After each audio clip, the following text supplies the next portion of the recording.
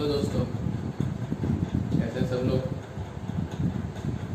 अब टॉपिक शुरू करते हैं नया, रिफ्रैक्शन लॉस।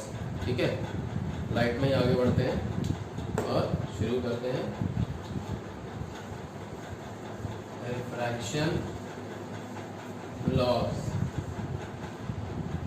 उसमें सबसे पहले इंसिडेंट लिख लीजिए। Incident ray, normal and refraction ray lie in the same plane। मतलब कि इंसिडेंट रे, नॉर्मल और रिफ्रैक्शन रे जो है एक ही प्लेन पे रहेगा। यानी कि अगर एक्स प्लेन पे है तो एक्स प्लेन, एग्जैक्ट प्लेन पे है तो एग्जैक्ट प्लेन पे रहेगा, वाई जेड प्लेन तो एक ही प्लेन में रहेगा। ठीक है, वो ठीक है। अब स्नेल्स लॉ लिख लो। स्नेल्स लॉ क्या होता है? Sine i by sine r equals to mu. ठीक है,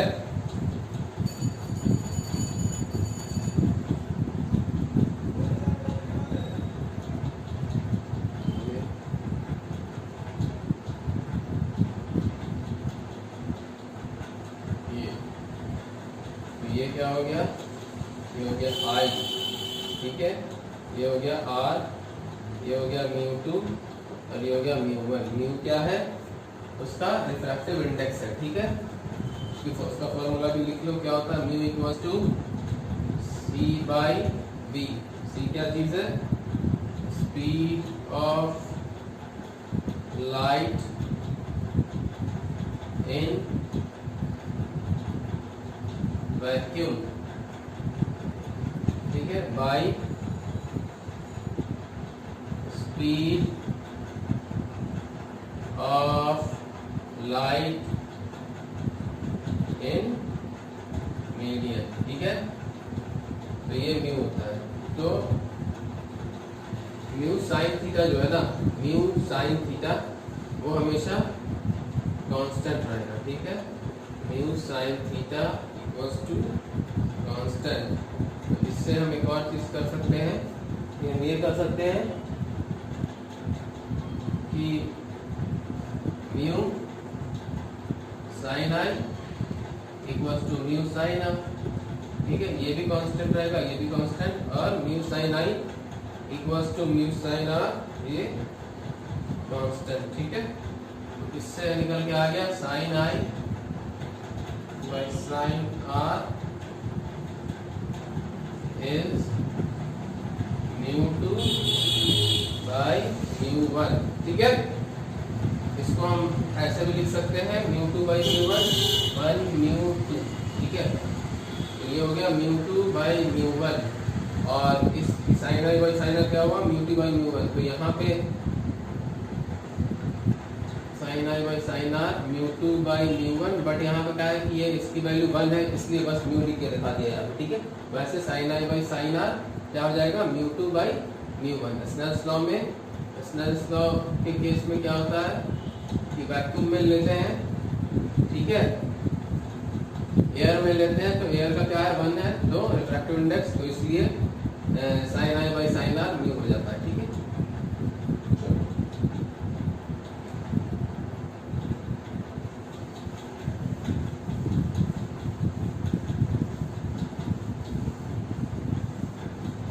एक क्वेश्चन कर लेंगे।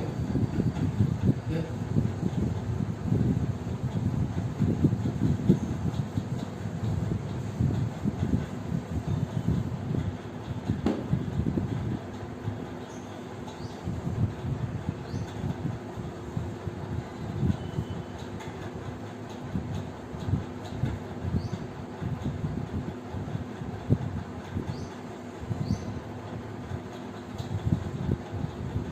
ऐसे ही बस ले लेना। ठीक है, पेप्सी का म्यू 1.3 ले गया, कोक इसका म्यू 1.6 ले लिया, पॉइजन इसका म्यू 5 ले लिया। ठीक है,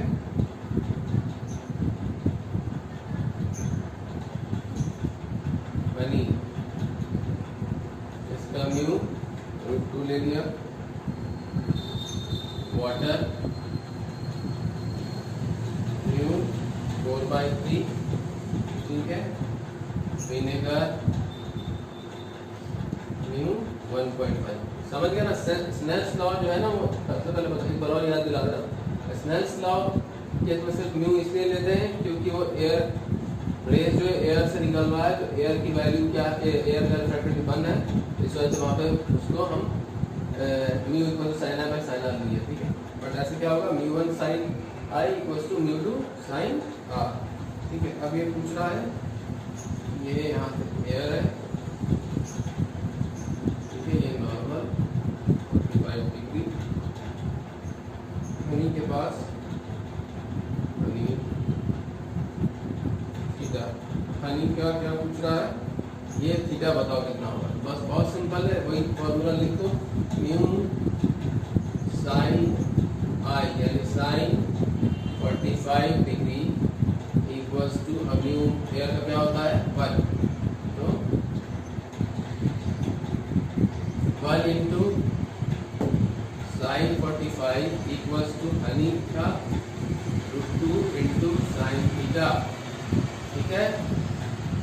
1 into 1/√2 equals to √2 sine theta, तो साइन थीटा क्या आ रहा है यहाँ पे 1/2, और 1/2 कितना होता है, थीटा इक्वल्स टू 30 डिग्री। बहुत सिंपल है, आसान, ठीक है। चलो अब refraction through plane surfaces, refraction through plane surfaces, इसमें हम लोग 3 टॉपिक देखेंगे, अपरेंट डेप्थ, TIR यानी कि टोटल इंटरनल रिफ्लेक्शन, और प्रिज्म थ्योरी, ठीक है। सबसे पहले अपरेंट डेप्थ पे करते हैं हम। अपरेंट डेप्थ का सबसे पहले, अपरेंट डेप्थ क्या चीज़ है, मतलब आप कभी गौर किए होंगे कि आप पानी में देखते हो तो पानी में सिक्का फेंको, ठीक है, पानी के डेप्थ बहुत ज़्यादा है लेकिन आपको लगेगा कि सिक्का जो है ऊपर है। या आप कभी तैर रहे हो साफ स्विमिंग पूल में, गंदे में देखो तो कुछ दिखेगा ही नहीं, साफ स्विमिंग पूल में तैर रहे हो तो कोई दूसरे वाला आपको देख रहा है, दूसरा इंसान देख रहा है, तो आपका लगेगा कि पैर ज़्यादा ऊपर है, तो उसको हम कहते हैं अपरेंट डेप्थ, यानी कि जो रियल डेप्थ है वो नहीं दिख रहा पानी में, रिफ्रैक्शन हो रहा है प्लेन सरफेस पे, जिसकी वजह से वो हमको और ऊपर दिख के आ रहा है, ठीक है। एग्जाम्पल के तौर पे जैसे कि यहाँ पे कोई सिक्का रखा है, यहाँ से आप देख रहे हो, तो क्या होता है कि यहाँ से नहीं दिखेगा, ये सिक्का यहाँ पे आ जाता है, ठीक है। ये सिक्का जो है यहाँ पे हमें दिखेगा इस तरह से, ठीक है, यहाँ पे दिखेगा, ठीक है, ना कि यहाँ पे। तो ये जो है ना, ये जो डेप्थ है ना, इसे हम बोलते हैं अपरेंट डेप्थ, ठीक है, अपरेंट डेप्थ। और ये वाली जो है यहाँ पर, ये रियल डेप्थ हो गया, ठीक है। चलो अब रियल डेप्थ का फॉर्मूला, अपरेंट डेप्थ का फॉर्मूला क्या है, A equals to R μ2 by μ1, ठीक है, R μ2 बाई μ1। और μ2 कौन सा है, μ2 वो है जहाँ पे आंख है, जहाँ से आप देख रहे हो ना, वो μ2 है, ठीक है, और जहाँ पे बॉडी है वो μ1। अच्छा, ऐसा होता क्यों है कि ये यहाँ के बजाय यहाँ पे क्यों दिखता है, इसका क्या वजह हो सकता है? इसका वजह कुछ नहीं है, वजह ये है कि यहाँ पे रिफ्रैक्शन होता है, ठीक है, रिफ्रैक्शन होता है जिसके वजह से हमें ये जो रेज है ना, यहाँ से आते हुए के बजाय हमें यहाँ पे दिखती है, ठीक है। यहाँ रिफ्रैक्शन होता है ना इस सरफेस पे, यहाँ पे से रेज डायरेक्टली जाएगी ना, ठीक है, इस सरफेस से ऐसे रिफ्रैक्शन होता है, ठीक है, स्ट्रेट जाने के बजाय मुड़ जाती है, ठीक है, मीडियम चेंज होता है, रिफ्रैक्शन होता है। रिफ्रैक्शन होता है तो हमें क्या, हम स्ट्रेट देखते हैं, ठीक है, तो हमें जब इसका स्ट्रेट करते हैं तो हमें यहाँ पे दिखता है बॉडी, यानी कि बॉडी यहाँ पे, इसकी वजह से ये हमें बॉडी यहाँ पे दिखती है, ठीक है, जबकि है यहाँ पे। तो this is real depth, this is apparent depth. R A equals to R μ2 by μ1, ठीक है, μ2 क्या है, जहाँ पे से जहाँ आपका आंख है वो म्यू2, जहाँ से आप देख रहे हैं दैट इज ए, ठीक है। अब इस पे चलिए एक क्वेश्चन बना लेते हैं। फाइंड द, पहले फिगर बना लेता हूँ क्वेश्चन का, फिर question.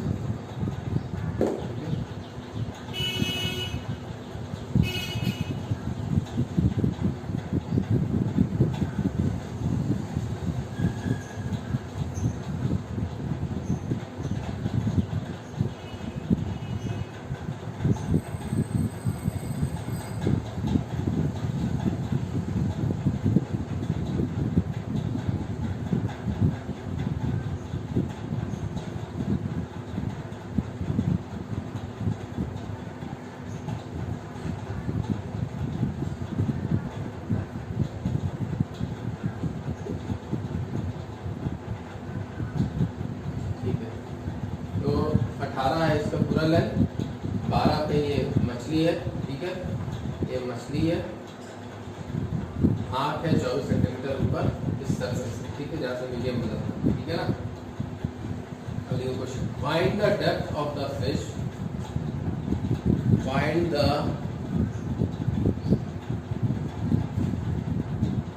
Depth of the fish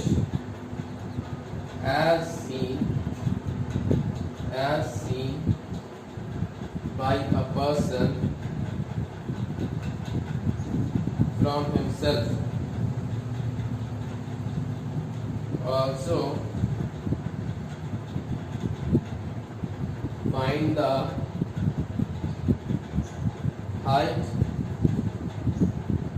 height of the person as seen by fish from herself.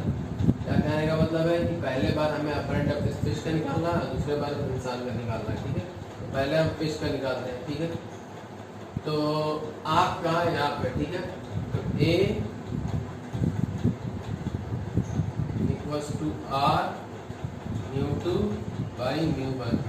R यहाँ पे क्या है, ठीक है, रियल डेप्थ क्या है 12, यही से तो लेंगे, यहाँ से जहाँ से मीडियम बदल रहा है वहां से हम उसकी हाइट लेते हैं। तो R क्या है 12, तो R 12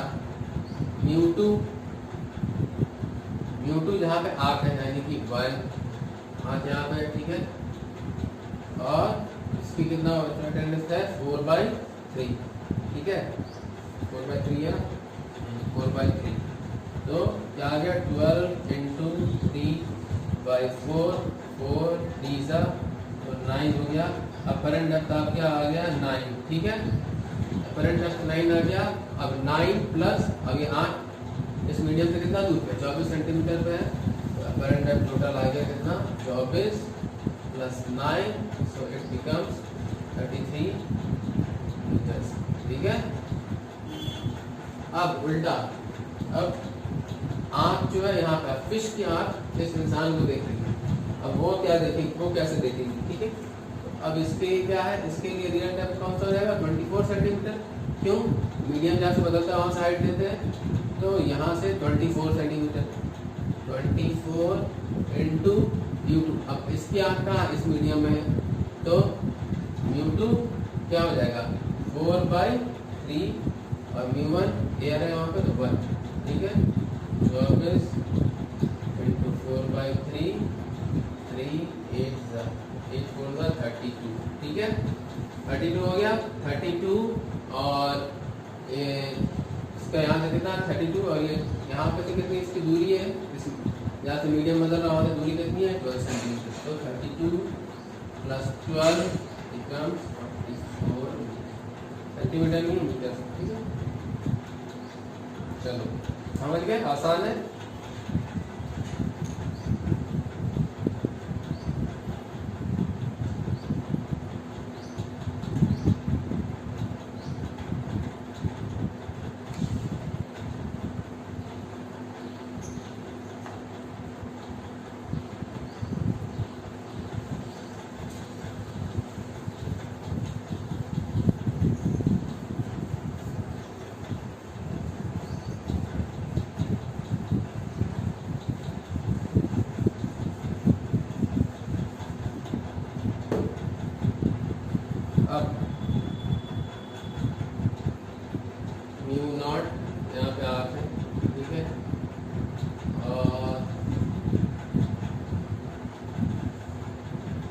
ढेर सारे मीडियम बदल रहे हैं, ठीक है। μ1 μ2 μ3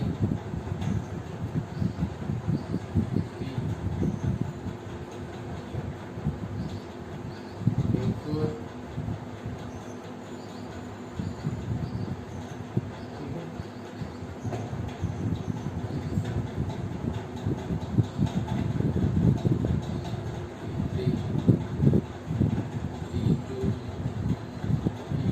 ऐसे केस में अपरेंट डेप्थ क्या होगा, ऑब्जेक्ट यहाँ पे है, ठीक है, टी डिस्टेंस पे यहाँ से।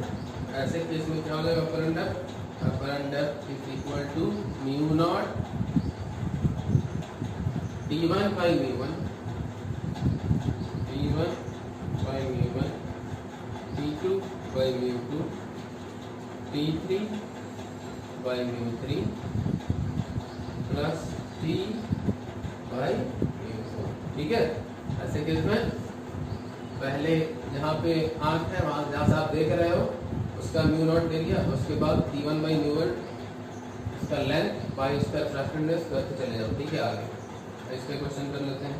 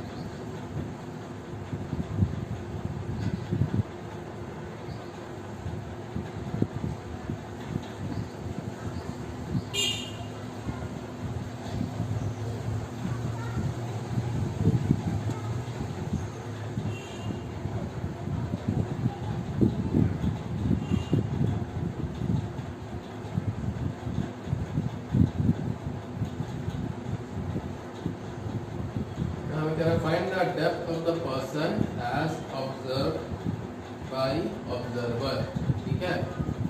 तो अब यहाँ पे बस वही फॉर्मूला लगा दो, A equals to T by, ठीक है, म्यू नॉट, ये म्यू नॉट हो गया, म्यू नॉट T बाई μ1 यानी 9 by 1.5 plus 10 by 2 plus 15 by 5, ठीक है।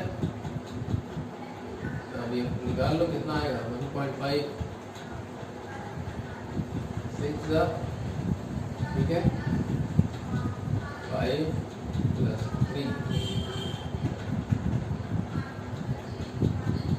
28, ठीक है।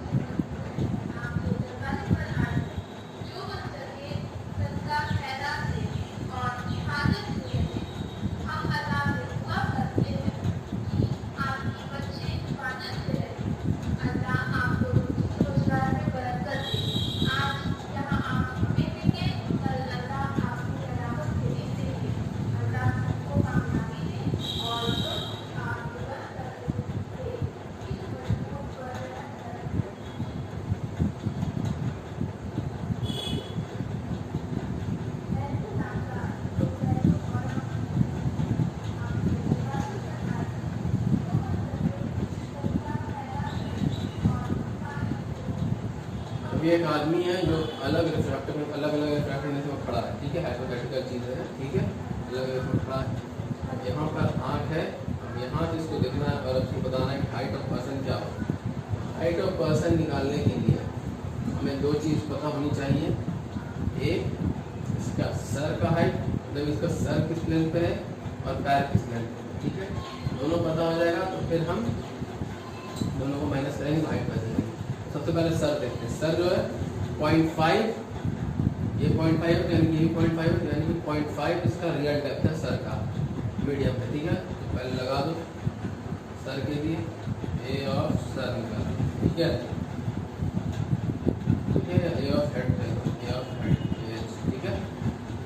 क्या हो गया 0.5 म्यू, ठीक है 1/2, ठीक है।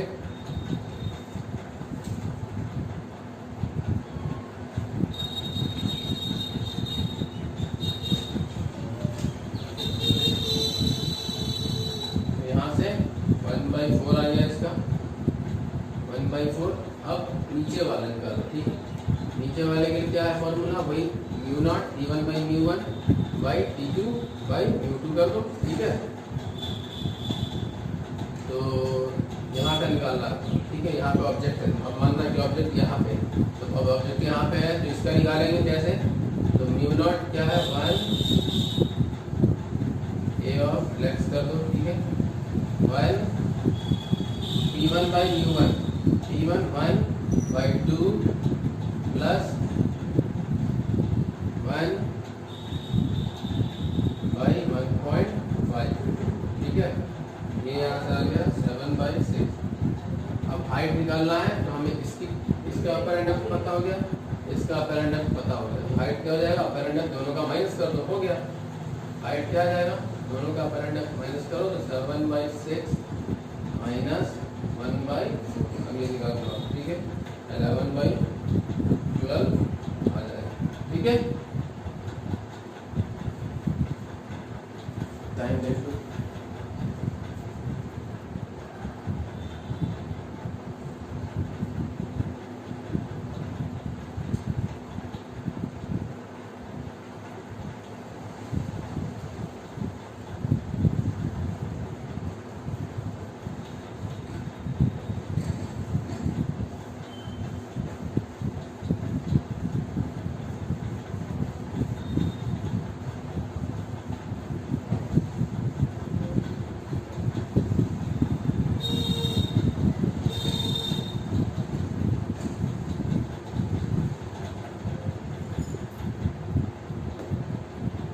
और dA equals to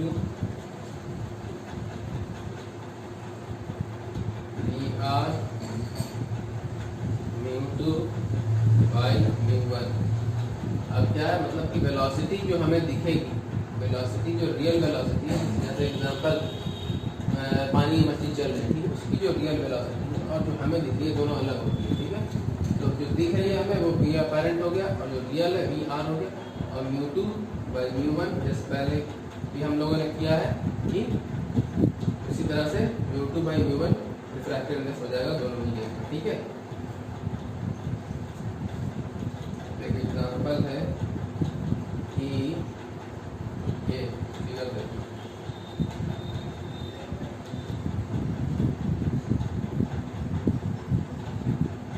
फिश है, यहाँ पे एक आदमी है, ठीक है। फिश जो है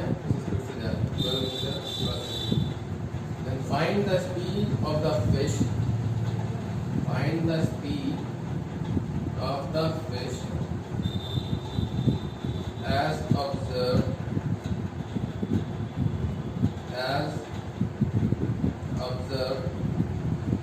by the man, ठीक है, by the man। क्या होगा VA 12 इंटू μ2/μ1, हाँ यहाँ पे है तो μ2 इसका और μ1/4/3, तो क्या हुआ 12 इंटू 3/4, 4 यानी कि 9 मीटर पर सेकेंड, ये आपका अपैरेंट वेलोसिटी है, ठीक है। आज के लिए यहाँ पे हम करते हैं खत्म, मिलते हैं आपसे नेक्स्ट सेशन में। और नेक्स्ट सेशन में हम TIR देखेंगे, यानी कि टोटल इंटरनल रिफ्लेक्शन, ठीक है। तब तक के लिए thank you and please do subscribe and like and share my channel.